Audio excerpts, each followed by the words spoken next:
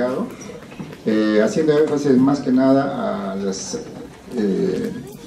formas de diagnóstico por imágenes y algunas patologías importantes. Como ustedes pueden ver, el intestino delgado se encuentra en la zona media, en la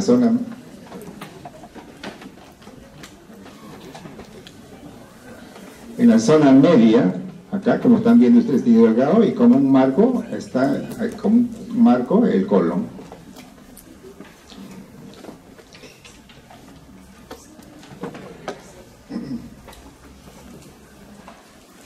Bueno, para poder estudiar el intestino delgado he tenido que valerme de un control de un tránsito intestinal. Es la forma más rápida y convencional de poder estudiar el intestino delgado. ¿Qué estudiamos en el intestino delgado? Varios elementos. Por decir, este es un control que más o menos ya el tránsito, porque el tránsito intestinal se toma por vía oral, unos 250 centímetros cúbicos, y se espera que llegue al colon, ¿no es cierto? Entonces podemos ver las diferentes estructuras del intestino delgado. Primero, tiene más o menos una longitud de 3 a 5 metros. Su diámetro puede llegar un calibre, ¿no? Puede llegar hasta 3 centímetros, pero hay zonas, por ejemplo en el I1 puede llegar inclusive a 4 centímetros. Otra, para estudiar los pliegues, porque una parte del intestino delgado son los pliegues mucosos o válvulas conniventes. Miren estas líneas transversales negritas que están entre dos franjas blancas. Esa negrita son las válvulas conniventes. Normalmente no debe ser más de 2 milímetros. Otra forma es la pared. Ese es en cuanto a la pliegue. Para estudiar la pared del intestino, generalmente buscamos una zona donde sea una asa paralela a la otra asa. Entonces, mire, entre esta asa y esta otra asa hay una línea negrita. Esa representa la pared del intestino delgado. Y máximo debe ser 2 milímetros. 2 milímetros. Ustedes ven esto emplumado que tiene el aspecto de un tránsito, ¿no?, del intestino delgado. El aspecto emplumado se debe más que nada a las válvulas conniventes. Ahora, tenemos que localizar las diferentes porciones del intestino delgado. ¿Cómo?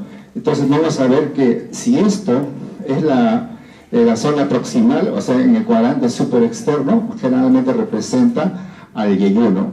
En la zona media, una zona media un poco hacia la derecha, eso va a representar las partes distales del yeyuno y proximales del ilio. Y la parte de abajo, de todas maneras, solamente son asas iliales.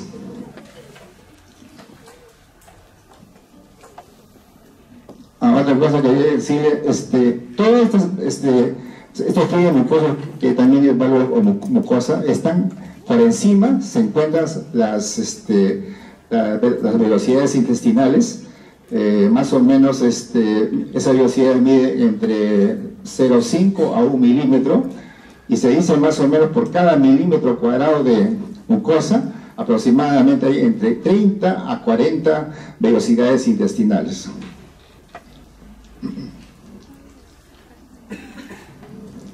Acá tenemos las diferentes partes de la pared del intestino, como les decía. Miren, la parte de la mucosa, con la muculares mucosalis, y miren, por encima de la mucosa tiene estas velocidades. Estas velocidades, como tienen ustedes, son sus capilares venosos, arteriales, y en la base, entre estas velocidades, tenemos las glándulas de Lieberkühn o glándulas intestinales, ¿no?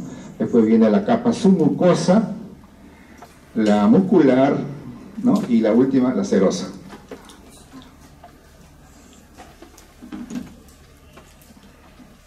Este es otro estudio transintestinal, como ustedes viendo. Usted tiene que entender que estas asas son fácilmente desplazables, o sea, si uno las comprime, las asas se desplazan, no deben quedarse rígidas en un solo lado, son depresibles. Otra parte del intestino delgado, hay que hacer énfasis, es en el duodeno. Como ustedes ven, el duodeno, acá lo tienen, ustedes tienen en forma de C, ¿no? Tiene 4 porciones, que ustedes ven a ver. La primera porción, que es el bulbo, las dos 2 centímetros proximales son intraperitoneales. El resto del marco duodenal es retroperitoneal. No tiene mesenterio y es fijo. Está fijo, ¿no? La segunda porción es descendente, está enmarcando, mire la cabeza del páncreas. Ustedes saben que acá llega el colédoco, los conductos pancreáticos, el santorine. La tercera porción transversal que se encuentra entre los vasos mesentéricos superiores y la aorta, ¿no? Y la última porción, la cuarta porción, es la ascendente, que termina en el ángulo duodeno y ayunal.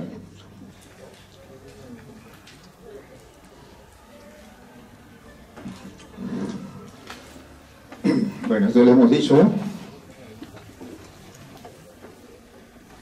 Esto para que tienen una idea de cómo se ve el marco duodenal. Mira, este es un tránsito intestinal, se lo dio contraste, este es el estómago, acá está el bulbo, miren, el bulbo, la primera porción, la segunda porción, la tercera porción y la cuarta que no se ve, ¿no? Este es el marco duodenal, ese es normal.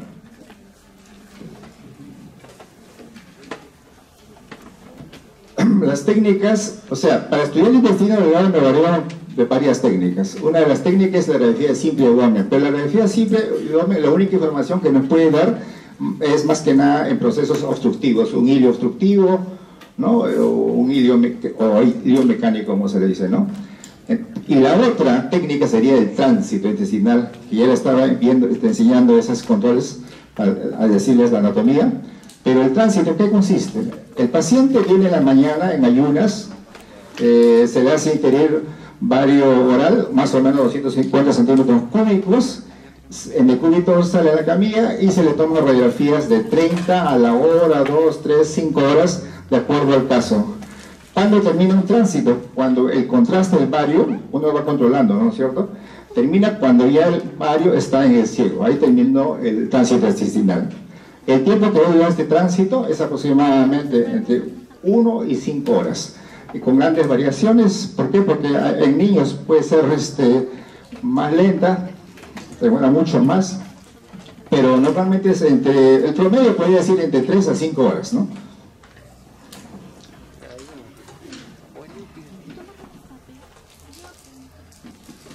Esto ya lo hemos dicho, ¿eh? Este es otro estudio de tránsito. Ahí se pueden ver las diferentes partes del intestino delgado. Es un control de tránsito. Un tránsito intestinal puede ser cuando se puede incluir varias placas, ¿no? Hasta que llegue al ciego. Otro estudio para estudiar el intestino delgado también se llama el enema de intestino delgado, o por doble contraste, o enteroclisis. ¿En qué consiste esto?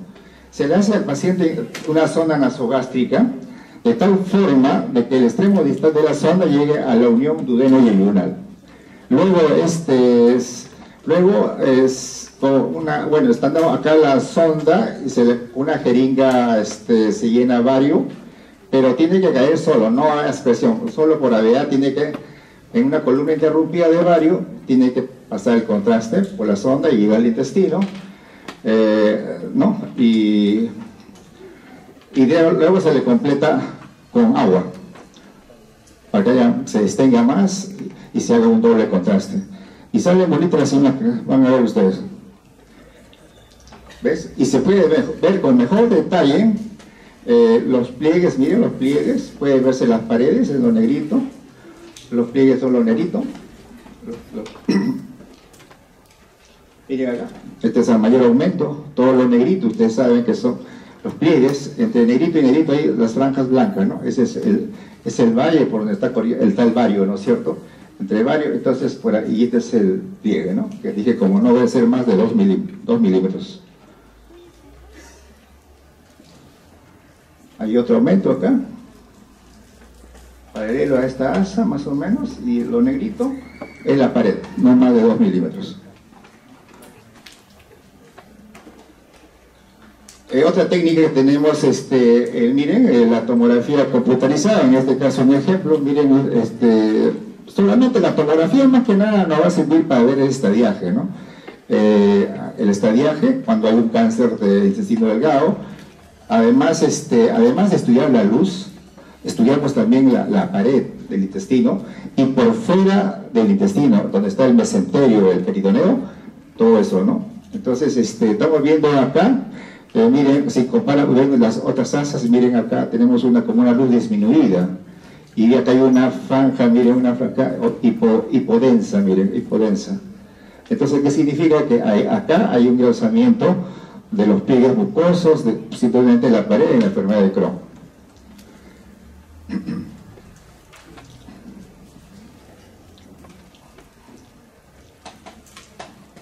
La medicina nuclear es útil, sobre todo para estudiar las patologías congénitas del sentido delgado, es el divertículo de Meckel. El divertículo de Meckel con tecnesio 99, pertecnetato, nos sirve bastante para poder hacer el diagnóstico de divertículo de Meckel. También nos sirve en sangrados en la luz intestinal. La arteriografía se utiliza, también se puede utilizar en la demostración del punto sangrante y en casos de una isquemia mesentérica aguda. La ecografía, ustedes saben que muy bueno para hacer masas inflamatorias o tumorales. Inclusive uno, si la paciente tiene pocos gases, ¿no? Con la ecografía puedo ver el espesor de la pared de una asa intestinal, sobre todo el espesor de la pared. Los pliegues no tanto, pero el espesor más que nada. Y solo, ¿no? Se estudia solo que no tenga muchos gases y ya podemos hacer la ecografía muy bien.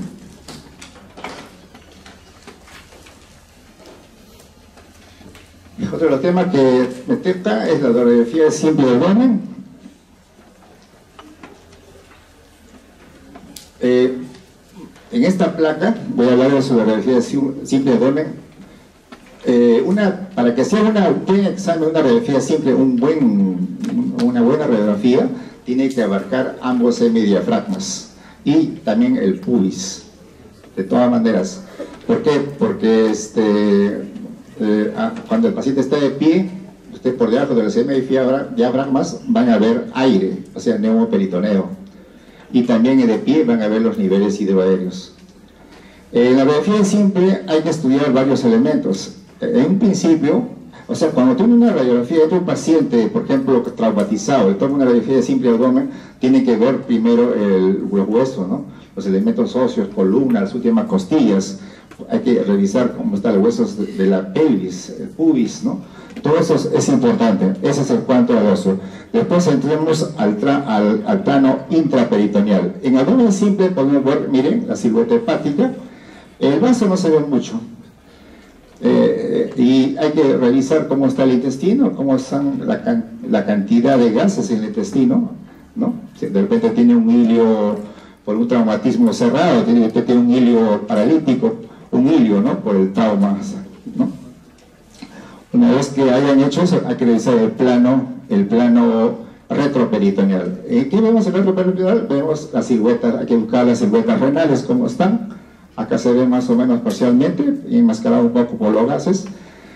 Otro, se ve el psoas, es bueno verlo del psoas, porque el psoas más o menos, como usted también de esta línea negrita, ese es el psoas, que se va más o menos de L2 hasta las fosas ilíacas, ¿no? De las fosas ilíacas, el borramiento de este psoas nos puede indicar muchas cosas, que ahí puede de repente ahí habrá un absceso, urinoma, de repente el uréter se ha perforado y la orina extravasado, va a borrar el psoas. Inclusive cuando hay cuadro de apendicitis aguda, tiende a borrar también el psoas, ¿no? Y acá puede haber un hilo reflejo por la apendicitis aguda.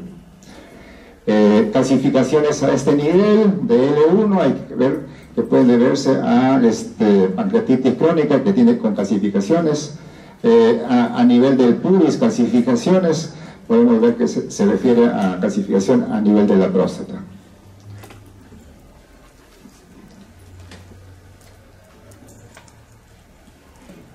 El hilo intestinal, mire, el hilo intestinal, tenemos el hilo reflejo, que también se le dice hilo adinámico o hilo paralítico. Estos dos nombres pueden, son sinónimos.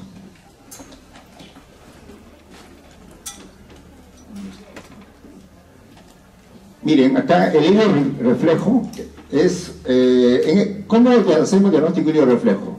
Tenemos una radiografía simple de Domen. En un hilo reflejo, tanto las asas delgadas que están al centro, miren acá, como las asas gruesas, están dilatadas difusamente. En la posición de echado, en un hilo reflejo, todas estas burbujas del intestino parecen un damero. En la posición de aquí, no vamos en un inicio de un hilo reflejo no vamos a encontrar niveles, o sea, en un hilo reflejo no debe haber niveles hidroaéreos, por lo menos al comenzar. Pero si eso no se trata, al segundo o tercer día recién se puede agregar un hilio. Pero en un principio no hay niveles hidroaéreos. En la posición de pie, en un hilo reflejo, uno puede ver que son asas como escalera, ¿no? Escaleras en caracol. Así más o menos se le ve las asas intestinales en la posición de pie en el hilo reflejo.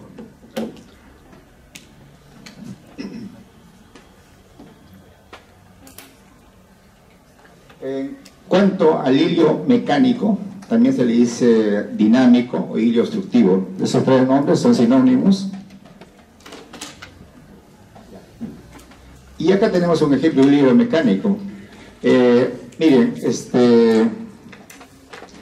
la posición, y para definir el nivel y la forma de la morfología y la posición del intestino delgado nos va a indicar a qué nivel está la obstrucción.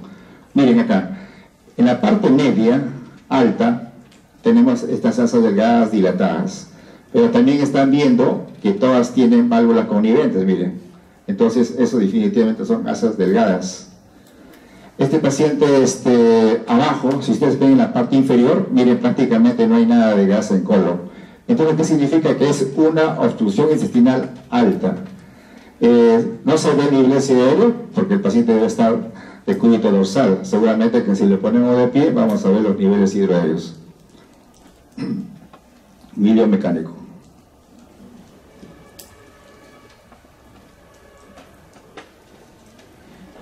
Para hablar de unas patologías frecuentes de intestino delgado, empezaré hablando sobre el duodeno, ¿no? El duodeno, en la primera porción, en el bulbo, es frecuente las úlceras. Miren, este es el bulbo de forma triangular. Miren cómo el canal pilórico está en posición central en la base del bulbo. Acá todavía no es excéntrico porque, miren, acá estos puntos blancos que están viendo ustedes acá, son varios en el nicho ulceroso, rodeados de algo negrito. Eso se debe al edema de los bordes de la úlcera. Hay uno, acá hay otro.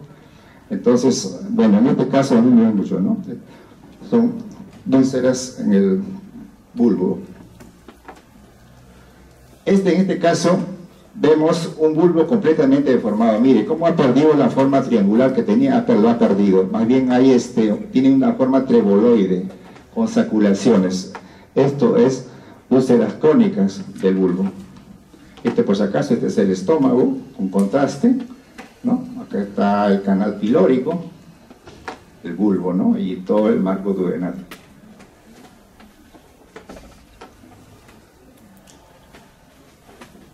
Otra de las patologías, tenemos los divertículos del duodeno. Son muy raros en el intestino delgado, pero sí se presentan en el duodeno.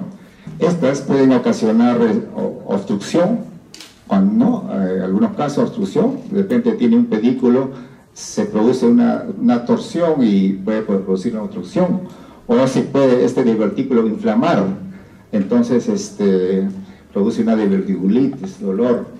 Y también puede haber sangrado del divertículo. Acá, como ven, ustedes ven una imagen de adición, ¿no? El divertículo es una imagen de adición.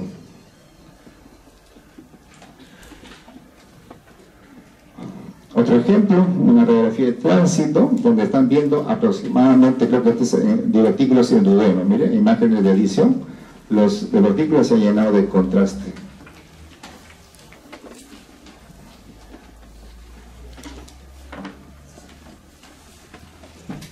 Cuando uno estudia el tránsito, un tránsito, y uno piensa, por ejemplo, uno pide, ¿por qué me pide uno tránsito? Generalmente el paciente tiene una historia de una diarrea crónica, adelgazada, bajo de peso, de repente también tienen heces bien fétidas, grasosas.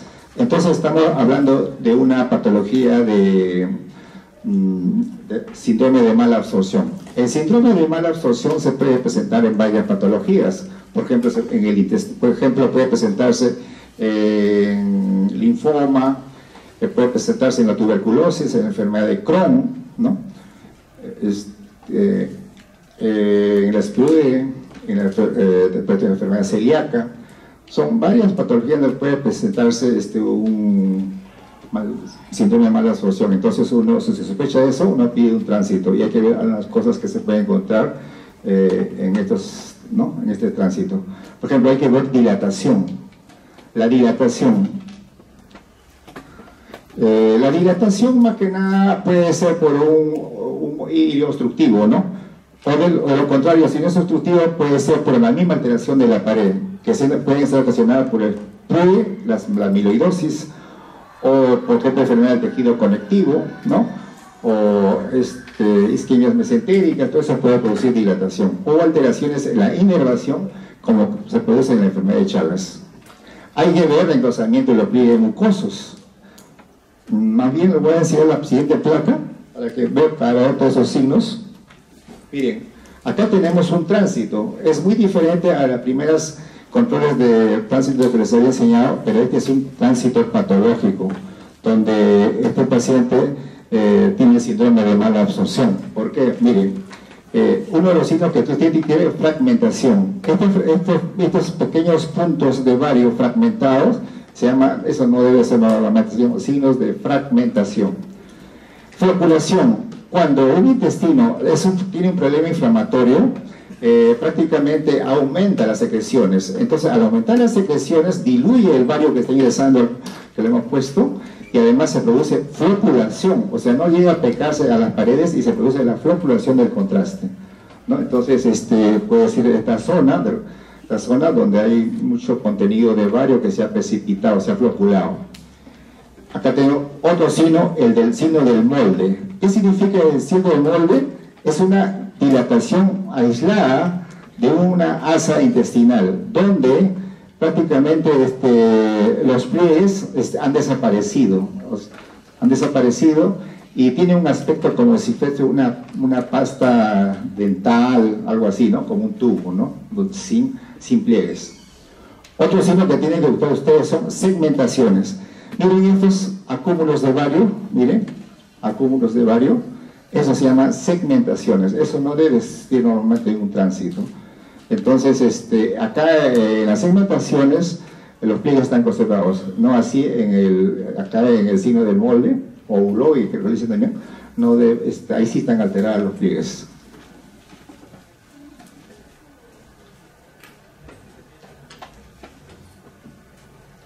Acá tenemos otro tránsito patológico, un síndrome de mala absorción.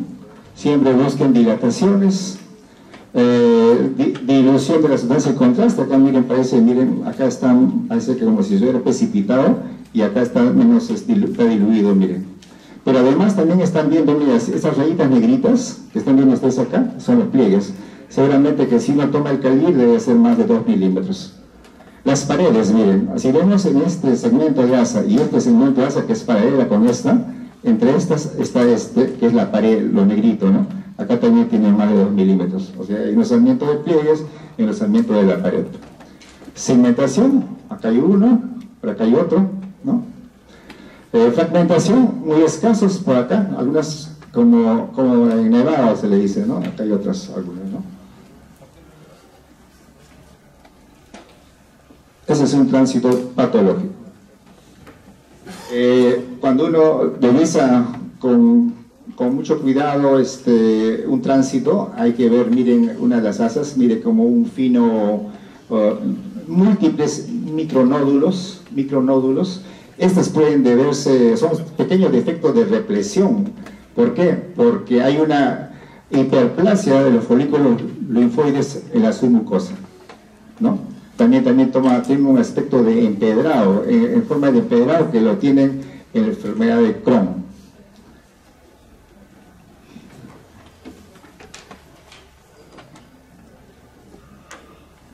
La enfermedad de Crohn es un compromiso inflamatorio no específico. En cambio, la TBC sí es un cuadro inflamatorio específico. La enfermedad de Crohn es una enfermedad de jóvenes, generalmente entre 20 y 40 años, y generalmente se afecta el hilio terminal. ¿Cómo empieza la enfermedad de Crohn? Comienza en la submucosa con nodulaciones por hiperplasia de los folículos linfoides y sigue la ulceración de estos nódulos. Luego continúa formando granulomas, que los granulomas se forman a través de toda la pared, además acompañada de ulceraciones. Los pliegues mucosos van a estar engrosados e irregulares. Todo esto lo podemos buscar también en un tránsito intestinal, algunos signos. Si no, lo buscamos en la tomografía computarizada.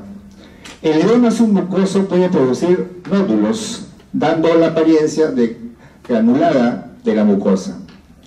Ahora, miren, antes decía un aspecto empedrado. ¿Por qué? Se producen ulceraciones lineales y transversales. Estas van a rodear al islote de mucoso intacta. Todo eso le va a dar un aspecto de empedrado. Es una característica de la enfermedad de Crohn. En las fases más tardías va a haber espasmo, y todas las lesiones de la pared que hemos hablado va a originar estrechamiento, y los bordes deshilachados de la mucosa o las úlceras, todo eso es signo de la cuerda.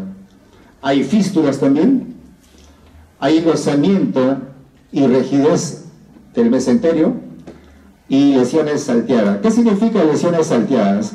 Le había dicho que la lesión habitual es el hilio terminal, pero además de esta lesión del hilio terminal, hay que buscar otras lesiones en otras partes del intestino delgado que pueden estar ahí presentes. Entonces eso nos llega más, o sea, nos aproxima más al diagnóstico de la enfermedad de Crohn, porque son lesiones salteadas.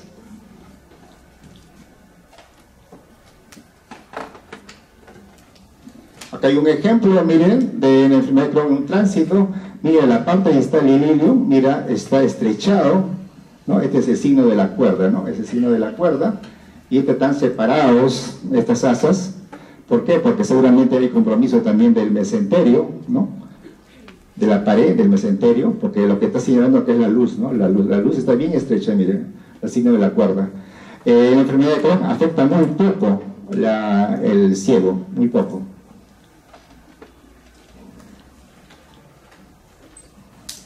Este es otro ejemplo, miren, de un tránsito de Crohn. Miren cómo podemos, estos pliegues, miren que es una línea, mira, están bien gruesas, marcado engrosamiento de los pliegues mucosos.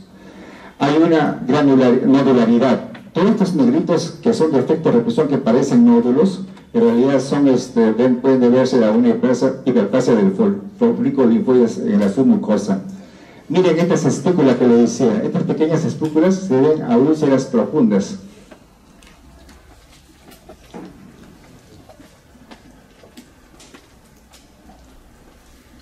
Este ejemplo ya les enseñaban antes, en la enfermedad de Crohn. También en la enfermedad de Crohn puede presentarse algunas adenopatías en el mesenterio, como estos que están acá, que no se pintan, porque los gránulos se pintan más tardíamente, o no se pintan, no, se ven más negritos, porque esta es una tomografía con contraste oral y endovenoso. El oral es lo que está pintando las asas, y el contraste endovenoso que le ponen, eso es lo que lo pintan ya, todo relacionado a los vasos, a todas las paredes también, ¿no? ¿No? Acá tranquilamente estamos viendo acá, miren cómo está una imagen hipodensa por acá, que está estrechando la luz del intestino.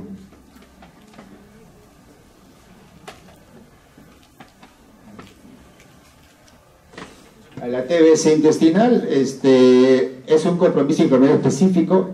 En estos pacientes el 50% presentan tuberculosis pulmonar. Aquí, cuando ustedes vean el tránsito, va a haber bastante signo de segmentación. Ahora, el tránsito está acelerado, seguramente que de repente en menos de una hora ya el vario está en el ciego, está acelerado. Se caracteriza porque tienen úlceras profundas y perforantes, generalmente en el borde antimesentérico, o sea, ¿no? Opuesto al lado donde está el mesenterio, ¿no? Nos hablaban antes que no, bueno, no les dije sobre el mesenterio. El mesenterio es un órgano que sirve de suspensión al intestino, y el mesenterio más o menos recorre de L2 hasta la articulación sacroiliaca, ¿no? Es oblicuo. En esa posición están, el mesenterio se fija a la pared posterior de la cavidad peritoneal, o sea, de L2 a la articulación sacroiliaca, ¿no? Esa es derecha, ¿no? En forma oblicua, y sirve de suspensión al intestino. Hay que ver en la tuberculosis el engrosamiento de la pared. Hay abscesos, fístulas en la región iliocecal.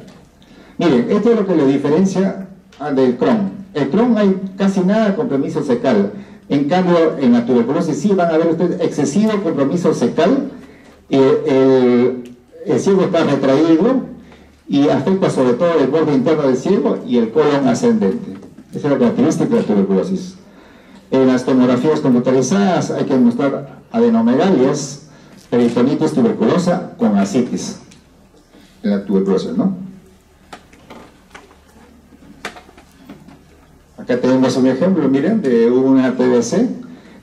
Acá en Crohn es parte también distal, está afectando a la TBC, pero acá es diferente. El Crohn es más lineal, si no le recuerda, acá es más la ilio-distal es irregular, ¿no? Un poquito irregulares, ¿no? Disminuye de calibre, pero más, ¿no? Y miren cómo hay extenso compromiso del ciego. Extenso compromiso del ciego, y también vemos del colon ascendente.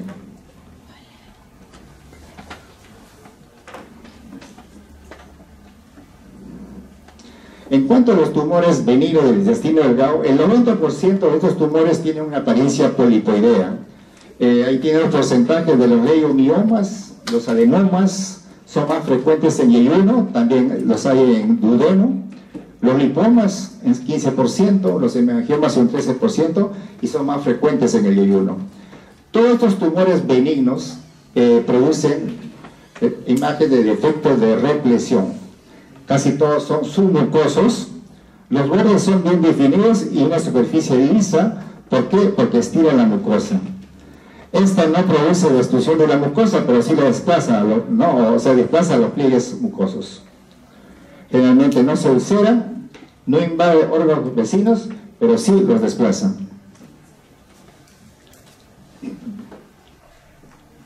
Miren acá, tengo un ejemplo de un leiomioma. Los leiomiomas a veces no solamente son submucosos su crecimiento, también tienen crecimiento hasta la serosa. Entonces, cuando está hasta la serosa en un tránsito, no podemos ver realmente el tamaño del leiomioma. Entonces, hay que utilizar como tomografía computarizada para ver el verdadero tamaño de un leiomioma.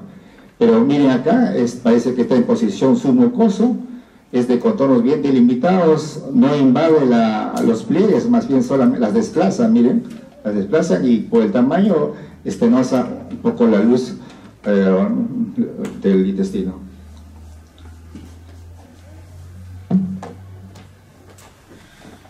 Acá hay otro leiomioma, miren acá, está en este borde del intestino delgado, está una imagen de defecto de represión. Entonces también, mire, debe ser un crecimiento de subseroso. No invade, miren, a esta asa intestinal, simplemente la desplaza un poco, ¿no? Está ocupando un espacio, desplaza, sin invadir, no infiltra. Esa es la característica de un tumor benigno, leiomioma en el hilo distal. Otro ejemplo acá, este es un tránsito, y acá tenemos las zonas distales del ilio, y van a ver acá una imagen, miren, como de efecto represión, que tiende a desplazar al colon, a las austras, están las austras, los tiende a desplazar, pero no la infiltra, leiomioma iliaco.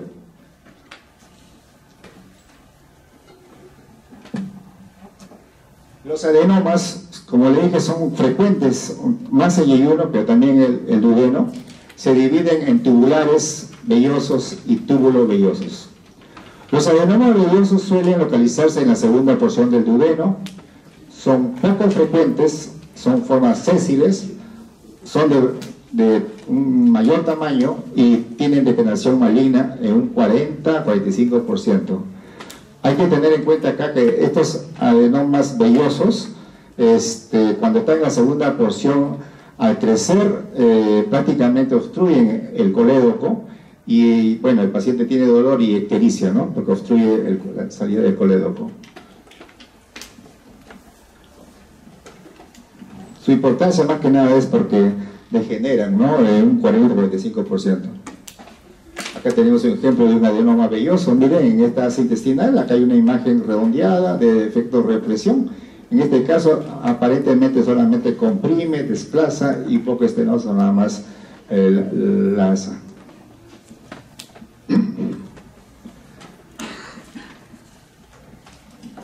La poliposis familiar generalmente más se presenta en el colon, pero cuando se presenta en el intestino delgado pueden ser múltiples, inclusive puede llegar hasta 100. ¿Y cómo se reconoce? Cuando uno ve pequeñas zonas de efecto represión, ¿no?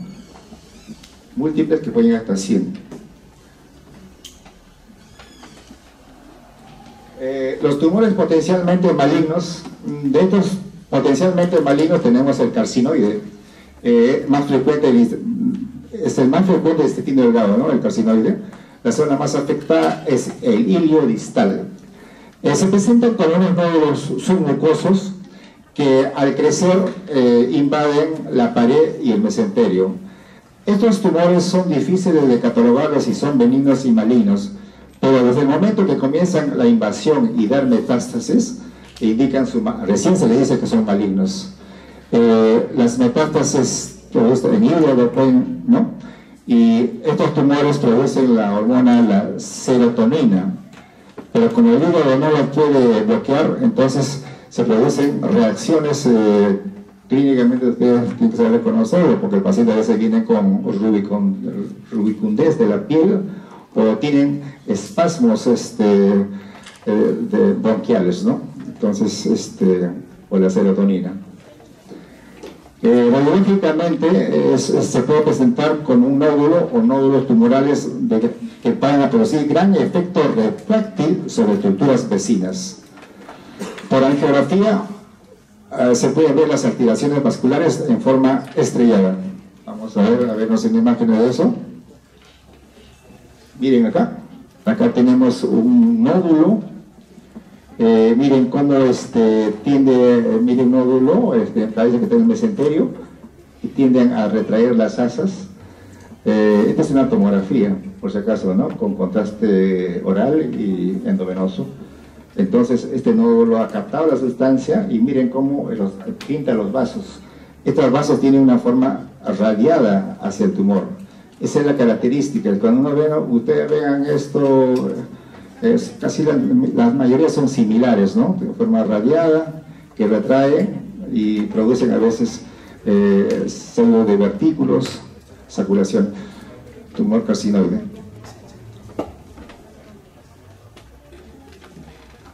Acá tenemos otro ejemplo, miren un tránsito intestinal, tenemos acá una zona de separación como un defecto de represión, pero miren cómo aparentemente retrae, miren, retrae las asas intestinales. Eso es característico. Si ven una imagen similar, es un tumor carcinoide. En cuanto al linfoma,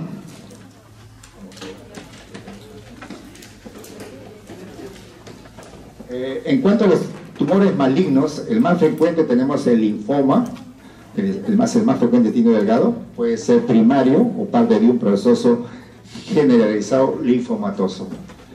El más frecuente, el no hodgkiniano, y del no hodgkiniano es el que más en el ilio, en un 51%. Tienen varios patrones radiológicos.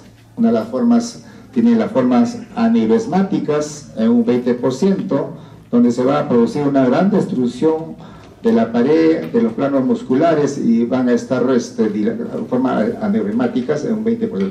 También en forma estenosante, en la forma estenosante en un 20%. Pueden presentarse en las formas ulcerativas, o sea, una gran tumoración ulcerada en un 22%. También hay en forma nodular múltiples en un 40%. Bueno, todos estos patrones, hay un patrón común que es el engrosamiento de la pared, que puede ser difuso o local.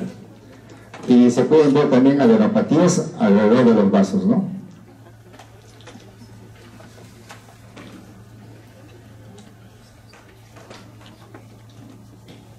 Acá tenemos, como le dije, este linfoma, este es el patrón radiológico común, que es, mire cómo está bien grueso las paredes, y es prácticamente estrecha la luz. Linfoma. Otro linfoma ilial, es más moderado, mire, engrosamiento de la pared, estrecha la luz, marca el vario, ¿no?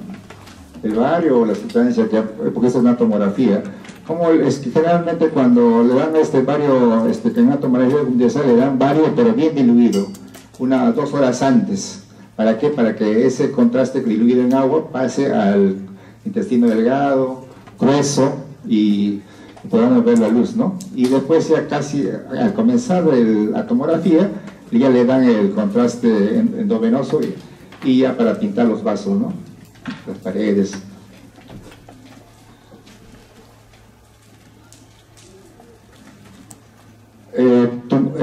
Tumores malignos del intestino delgado, tenemos el adenocarcinoma, es el segundo en frecuencia del intestino delgado, en una frecuencia de 25 a 35%.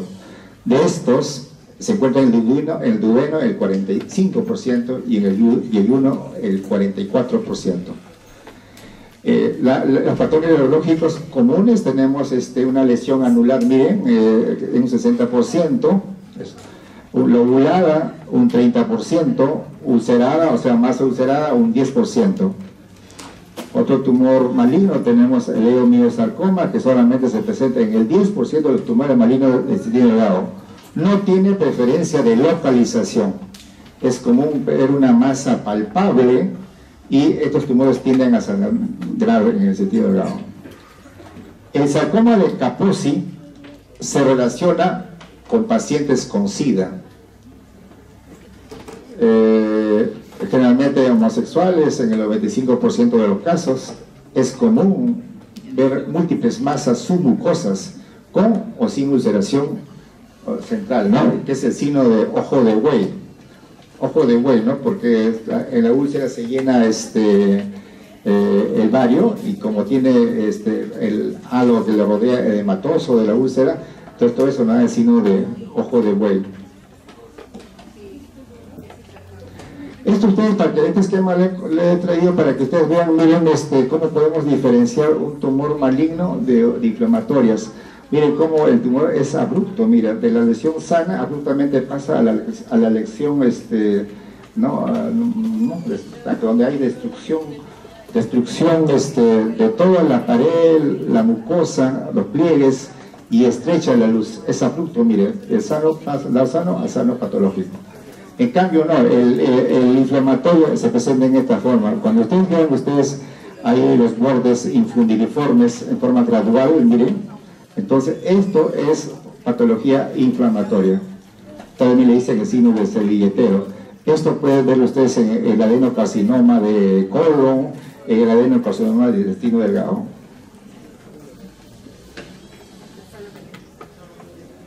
Esto es un adenocarcinoma, es un tránsito.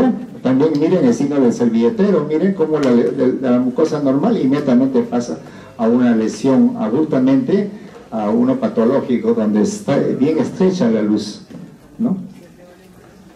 También en forma anular se le podría decir. Es un adenocarcinoma anular de Lulio, bien estrecho, irregular. Acá hay está bien separada de esta asa. ¿Por qué? Porque seguramente que está ocupado por un compromiso tumoral, ya sea de las paredes del mesenterio. Adenocarcinoma anular. Otro adenocarcinoma del intestino delgado, en la forma lobulada, miren, en la forma lobulada, y ahí adentro hay imágenes de defecto, represión por las masas tumorales. Es un tránsito, por acá más o menos está como empezando el yeyuno, ¿no? Después del ángulo duodeno-yeyunal. Una tomografía para ver un adenocarcinoma primario de yeyuno. Ven bien esta salsa delgada, lo reconocemos porque tiene su pliegue, ¿no? Puntos negritos, rayitas, pero miren cómo esta asa está dilatada. ¿Por qué? Esta dilatación proximal se debe más que nada a que ahí miren unas formaciones de efectos de represión irregulares como tipo polipoides, ¿no? En la luz. Es un adenocarcinoma, ¿no?